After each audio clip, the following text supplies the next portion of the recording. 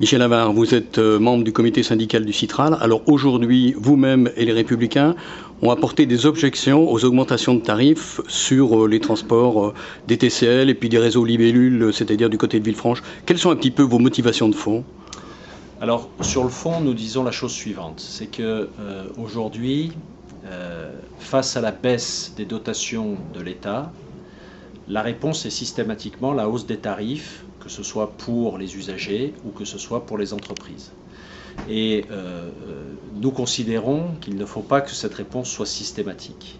Nous devons d'abord en premier lieu rechercher la possibilité de pouvoir exercer le même service sans augmentation de ces tarifs. Alors la décision qui a été prise au niveau du Citral est d'une augmentation régulière chaque année. C'est une décision que nous ne partageons pas. Nous considérons que lorsqu'elle se justifie, il faut bien sûr qu'il y ait des augmentations. Mais nous devons prendre conscience que nous n'allons pas pouvoir éternellement demander à l'usager, comme demander aux entreprises, de payer les surcoûts sans arrêt.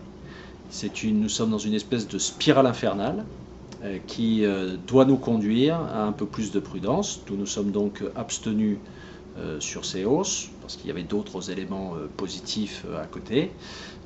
Mais c'était un vote pour appeler à la vigilance permanente et à éviter le recours systématique à la hausse des tarifs aux usagers ou à la hausse des tarifs aux sociétés. Alors quand on vous dit que les autres grandes métropoles, à l'exception de Toulouse, participent du même mouvement d'augmentation régulier et que apparemment l'agglomération lyonnaise, ou tout au moins le Citral, c'est-à-dire l'agglomération lyonnaise et le département du Rhône, sont en deçà de ces augmentations, vous dites quoi ?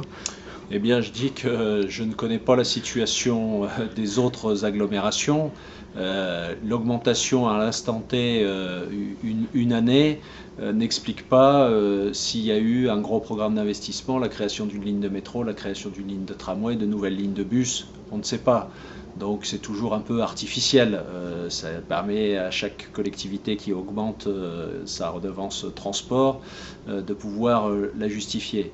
Maintenant, il est certain que la baisse des dotations de l'État et le relèvement, c'est un peu technique, mais le relèvement du versement de transport pour les entreprises... C'est-à-dire la part que les employeurs participent pour contribuer pour leurs salariés ? Pour leurs salariés. Le relèvement du seuil des entreprises de 9 salariés à 11 va générer des baisses de recettes pour toutes les autorités organisatrices de transport et que pour le coup, une partie des hausses vient couvrir et le désengagement de l'État et les charges que l'État indirectement, par sa législation, fait peser sur les autorités organisatrices de transport. C'est aussi quelque chose que nous dénonçons.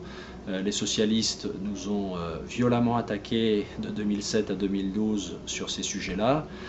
Quand on voit ce qui a été fait entre 2012 et 2017, qui est 3 fois pire que ce qui avait été fait précédemment, très franchement, il y a aussi un moment donné où la cohérence politique nous oblige à rappeler à ceux qui aujourd'hui essayent de défendre cette situation indéfendable qu'on ne peut pas tout accepter.